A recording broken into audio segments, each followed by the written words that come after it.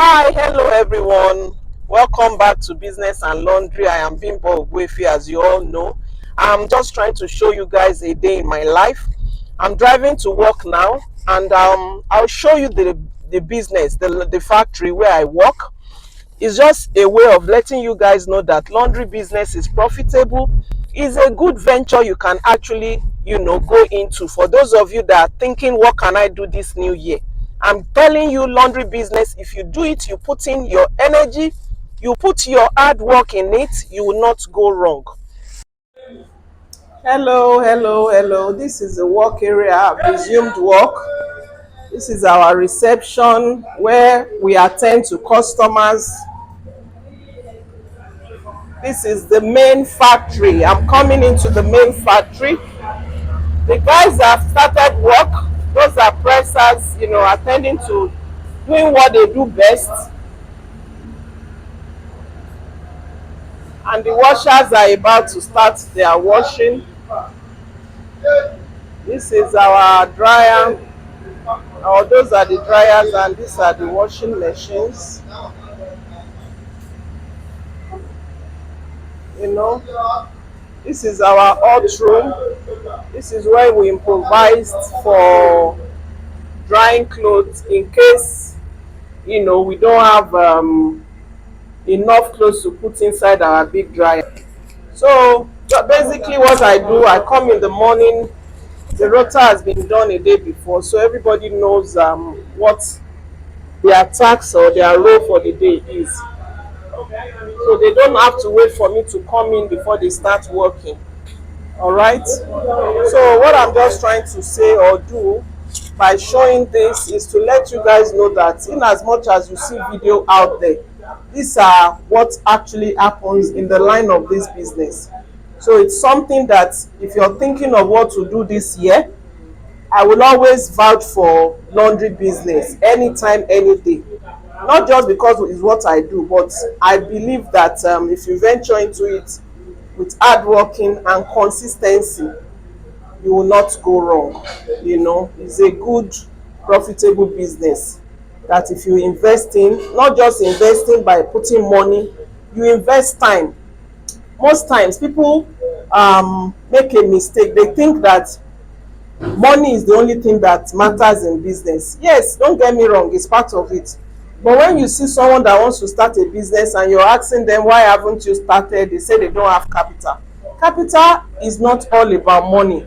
You need your time, you need your human resources, you need other things. So it's not all about the money. Fine, the money is part of it, but you need to put other form of investment for the business to grow and all that. So guys, just go with me throughout my day, my journey for the day. Sometimes I have to fill in the gap when I'm short of staff and all that. So I'll just let you go because it's January. That's another challenge that we face in this line of business. People go for December, they gallivant, enjoy themselves, and they don't return back to work. So you don't wait for them. You just carry on your processes, your interviews, and make sure that you get capable hands so that the job can still be done. Because if you don't have capable hands, especially the pressing arm of the business, it will be challenging and you will not be able to deliver on time. It will cause delay, and if your customers are not understanding, they have not been with you long enough to know that it's just a slight challenge, it might end up, you might end up losing them, especially if you don't communicate on time.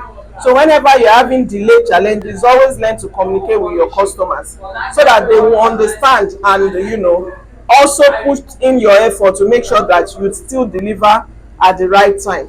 All right then, thanks. So part of my routine for the day is interviews. Okay, young lady, what's your name? Marvis. Marvis from Cross River. Okay.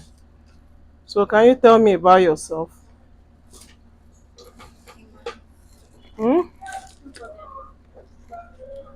By name Marvis. Speak out so that I can hear you. Okay, I'm by name Marvis Anya Marvis Anya. Okay. Cross River. So I stay with my elder brother.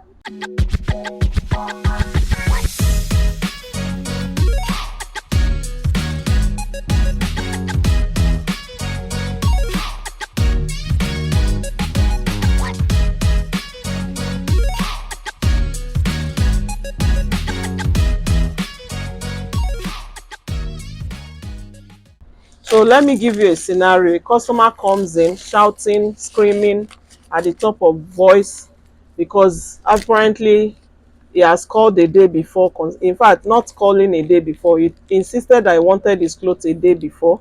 Maybe you were not the one at the outlet when he called for his clothes a day before. So the person probably promised that the clothes will be around, so he can come and pick it the following day. And following day, unfortunately, or should I say fortunately, you were the one at the outlet, and the man came, hello, hello, I'm here to pick my clothes. What's your name, sir? And you check, you couldn't see the person's name at the outlet. What? And the man was, furious. He probably needs his clothes for an appointment, interview, or something important. And the clothes were not at the outlet. What will you do? What are the various steps you think you would take to help either cool the customer down? So I'm hearing you. Okay, ma'am. If that customer come and first of all, I will apologize and tell him, sir, we are really sorry for what happened, but you should just have a seat. Let's figure out. I will first ask the person that handled the clothes, that was in charge of his clothes. Then, if the person give me an answer that he was the one that was in charge of the clothes, and maybe my see the clothes is not what, let me He's not there, he's not ready, but they promised him he was going to be there. okay. So I will ask the person what happened that this person and the customer is there to pick up the food and the food is not ready. So I will promise the customer that he should not be offended. He's already offended now. Yes, Somebody, anyway, yes, yes. let's cut it short. The first thing you need to do, like you said, is to calm the customer down. Any way you can talk to them quietly, politely, that let them have a seat and give you few minutes, let you see what you can do. The first thing you do is call the factory. Find out anything you need concerning clothes that is not at the outlet. You must call the factory. There's a factory line. So you call the factory to find out whoever picks. Most times she's the one that picks, and you will ask her this, you let her know the situation at hand.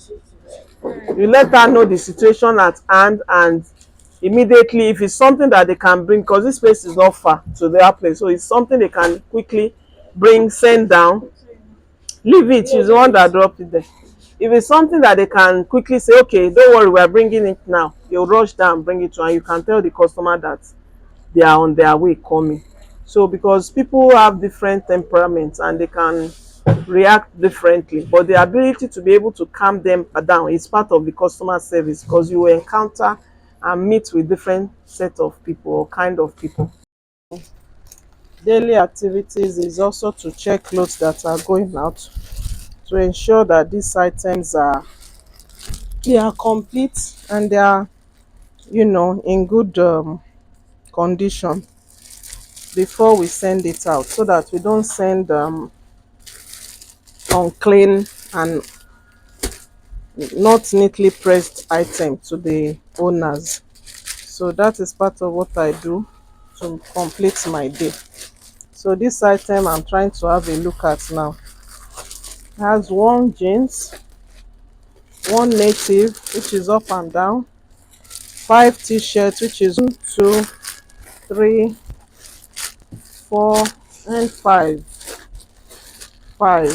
Also three shirts, 1, 2, 3. So this cloth is complete, is neatly pressed, neatly packaged, and is good to send back to the owner. So once I ascertain that the clothes are in good condition, I would sign it off to go out. I try as much as possible to check every cloth before going out, but if I'm not around, does not mean someone else cannot do that part. Since I decided to show you guys how my daily routine is, I'm just letting you know that that's part of what I do. Before clothes get delivered to the outlet, we have to document it. We write it down. We don't want a situation whereby we have sent out clothes and they will say they did not receive it. So it helps us to be able to trace what we have done and where it has probably gone out to.